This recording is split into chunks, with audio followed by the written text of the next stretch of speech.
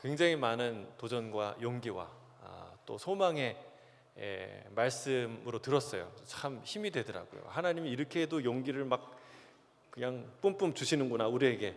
감사하다. 근데 여러분, 성전을 짓는 것이 얼마나 소중한지 다시 한번 깨닫게 되었습니다. 먹고 살기도 힘든 상황인데 포로 갔다가 왔잖아요.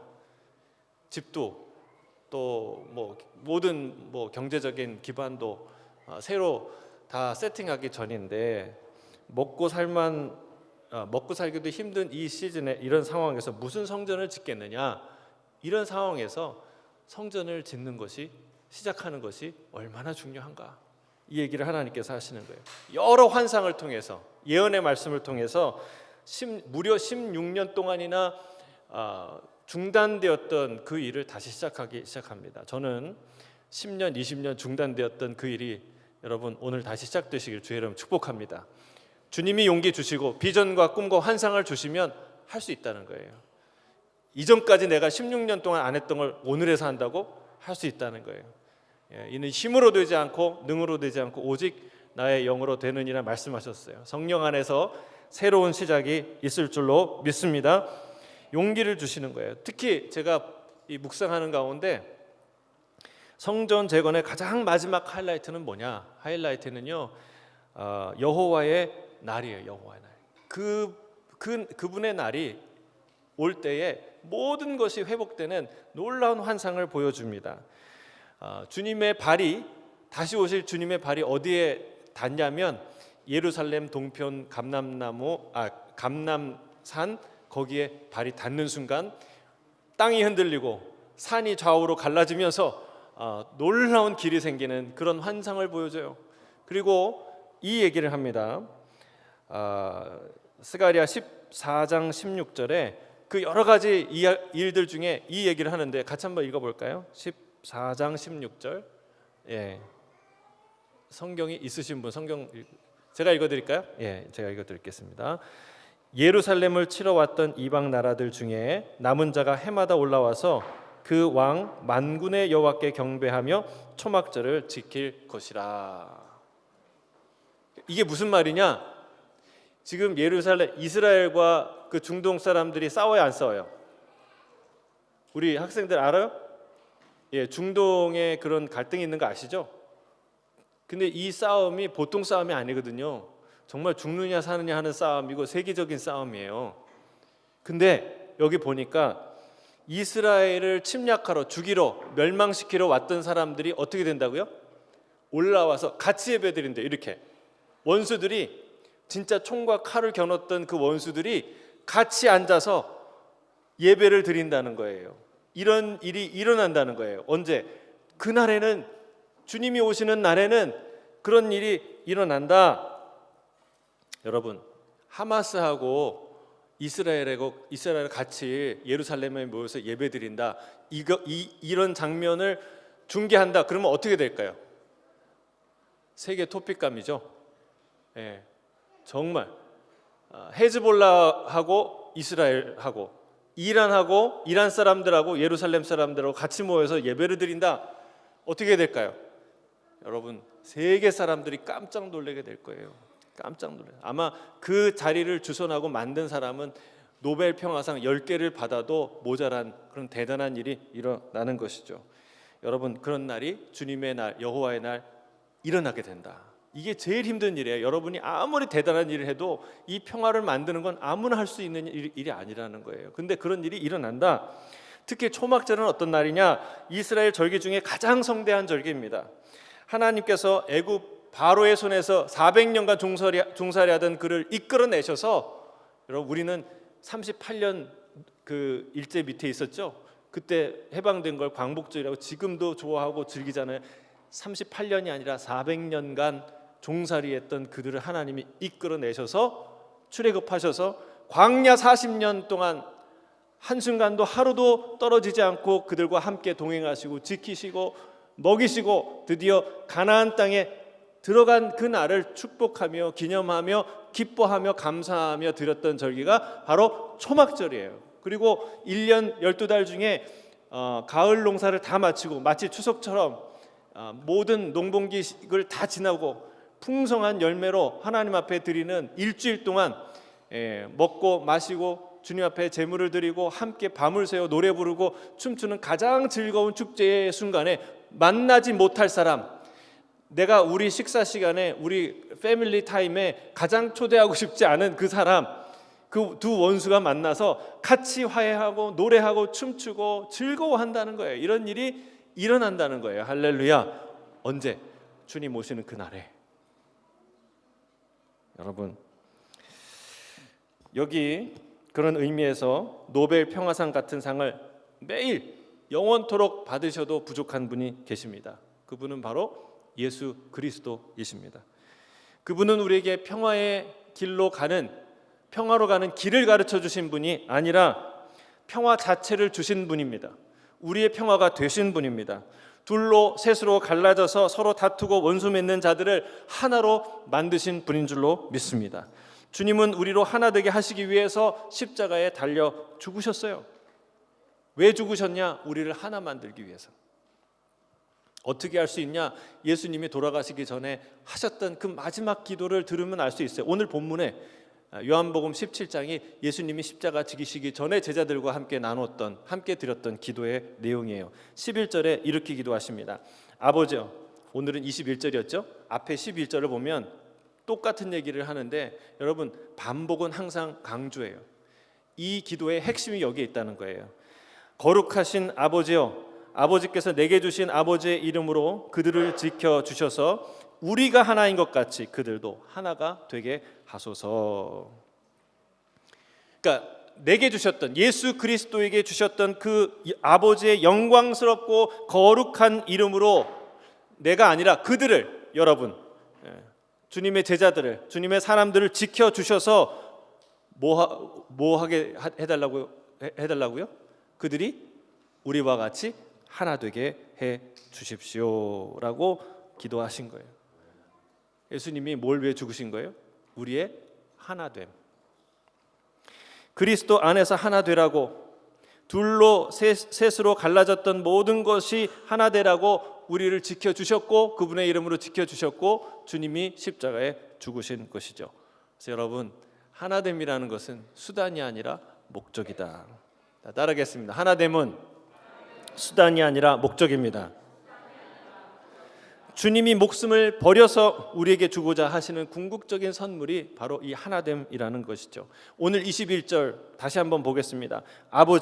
아버지께서 내 안에 계시고 내가 아버지 안에 있는 것과 같이 그들도 하나가 되어서 우리 안에 있게 하여 주십시오. 그래서 아버지께서 나를 보내셨다는 것을 세상이 믿게 하여 주십시오. 이게 예수님의 기도의 정점에 있는 내용이에요. 같은 기도를 조금 다르게 하셨는데 여기에 아주 중요한 공이 앞에 11절의 기도와 21절의 기도에 아주 중요한 하나됨의 비밀을 말씀하셨는데 그것은 뭐냐면 아버지께서 내 안에, 내가 아버지 안에 있는 것 같이라고 말씀하셨어요. 여러분, 이게 사실은 삼위일체를 이해하는 가장 중요한 핵심 열쇠예요. 이거를 이렇게 뭐라고 표현하냐면 상호 내주하심, 상호, 서로 내주, 서로 안에 존재하는 그런 원리예요. 상호 내주하심. 이게 삼위일체 하나님을 이해하는 열쇠가 되는 아주 중요한 표현이에요. 이 기도를 하시는 성자 하나님이 이 땅에 계시죠. 이 땅에서 기도하신 거 아니에요. 기도하시는 분. 그런데 동시에 그 예수님 안에 성부 하나님과 성령 하나님이 그 안에 실제로 내주하신다는 거예요. 놀랍죠? 이런 신비는 우리는 이해할 수 없어요. 경험하기 어려워요. 내가 여기 있는데 제 아내가 이 안에 있을 수는 없잖아요. 그렇죠? 예? 우리 장인어른 보고 싶은데 장인어른이 이 안에 있는 거 아니잖아요. 나를 보는 거고 내 아내를 보는 건 내 아내를 보는 거 다르잖아요. 그런데 이 하나님 그렇지 않아요. 그래서 뭐라고 했냐면 예수님이 아버지를 보여달라고 하는 빌립에게 이 얘기를 하신 거예요. 나를 본 자는 아버지를 본 것이다. 여러분, 이 얘기를 들은 빌립이 어땠을까? 이해가 됐을까요? 우리 돌아가실 때가 돼서 정신이 왔다 갔다 하시나? 여러분 이해가 안 됐을 거예요. 그러나 이 상호 내주하심이라는 것은 삼위일체 하나님을 이해하는 가장 중요한, 우리랑 다른 방식으로 아름답게 존재하시는 그 신비한 존재 양식을 이해하는 아주 중요한 열쇠라는 거예요. 이 삼위의 하나님은 구분되는 위격을, 서로 구분되는 성부, 성자, 성령의 구분되는 위격을 갖고 계시지만 창세전부터 영원으로부터 한 번도 서로 분리된 적이 없는, 서로 떨어지지 않으셨던 분이에요. 이게 우리의 모든 하나됨의 원형입니다. 원형. 가장 완전한 형태의 하나됨이지요. 놀라운 것은 주님이 이 하나됨에 우리를 초대하셨다는 거예요. 할렐루야. 이게 실제로 초대된 거예요. 우리는 이 신비를 경험하게 되고 경험했고 또 앞으로 경험하게 될 거예요. 물론 우리가 하나님 안에, 그 하나됨 안에 들어가서 우리가 하나님이 되거나 하나님의 일부가 되는 건 아니에요. 그러나 분명한 것은 하나님의 그 영광스러운 하나됨 안으로 우리가 초대되어서 그 기쁨과 그 감사와 그 영광을 누리게 될 것이다. 그 아름다운 친밀함을 맛보게 될 것이다 라고 하는 거예요. 그게 성경의 예수님의 이 기도이죠. 하나님은 우리의 찬양과 경배를 받으시는 걸 기뻐하시지만 그것만 기뻐하는 것 아닙니다. 하나됨을 기뻐하십니다. 무엇보다 기뻐하십니다. 여러분 정말이에요. 사도 바울은요, 이 하나됨, 통일, 통합, 이 전체가 하나 되는 것을 이게 궁극적인 목표라고 말하고 있어요. 자, 에베소서 1장 11절에 이렇게 얘기합니다. 하늘에 있는 것이나 땅에 있는 것이나 다 그리스도 안에서 통일되게 하려 하심이라. 예수님도 예배드리는 자에게 이 얘기를 하셨어요.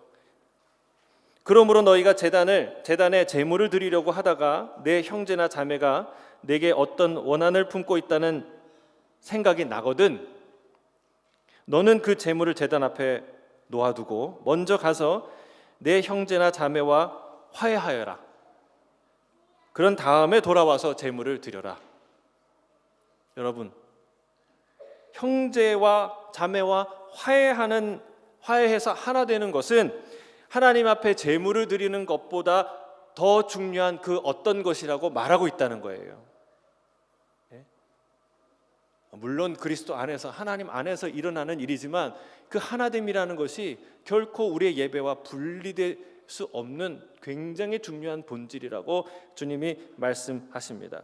제물을 멋지고 감동적으로 드리고서는 형제나 자매와 화해하지 않는 것은 결코 하나님이 기뻐하지 않는 것이다 말하고 있습니다.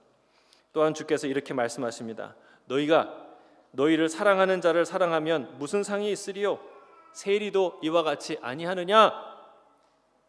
사랑하려면 여러분 사랑 안 되는 그런 요건들이나 대상이나 이유가 있어요. 그렇죠? 여러분 사랑하기 어려운 존재가 있고 사랑할 수 없는 사람들이 있어요. 그 모든 것을 우리가 다 사랑할 수는 없지만 중요한 것은 사랑은 그 장애를, 그 장벽을 끊임없이 도전한다는 거예요. 뛰어넘는다는 거예요. 사랑할 수 없는 사람, 사랑하기 힘든 사람을 사랑하는 것이 더 귀한 사랑이라고 주님께서 말씀하십니다.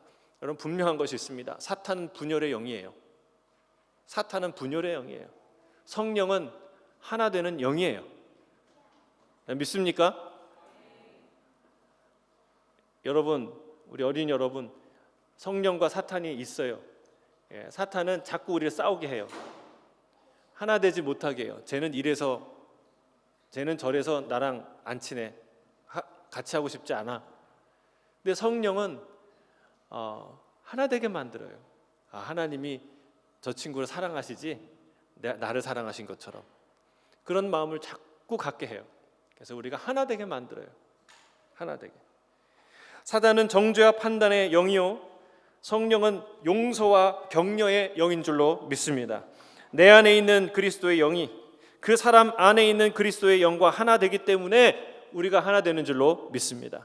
그리스도 안에 거하면 사랑할 수 없는 이유만 찾던 내가 사랑할 수 있는, 사랑할 수밖에 없는 그런 이유를 찾게 되는 나로 바뀌게 될 줄 믿습니다. 오늘은 설교가 다 끝났어요. 오늘 함께 우리가 먹고 마시고 즐거운 시간을 보낼 것입니다. 그러나 여러분, 이 시간에 예배가 끝나는 게 아니라 그 모든 시간이 다 하나님 앞에 드려지는 예배인 줄 믿습니다. 주 앞에서 보내는 초막절의 절기와 같이 하나님께 드려지는 귀한 예배의 시간이 되기를 바랍니다. 오늘 주의 간절한 기도가 성취되는 날이 되기를 바랍니다. 아버지께서 내 안에 계시고 내가 아버지 안에 있는 것과 같이 그들도 하나가 되어서 우리 안에 있게 하여 주시옵소서. 아멘. 기도하겠습니다. 사랑하는 주님,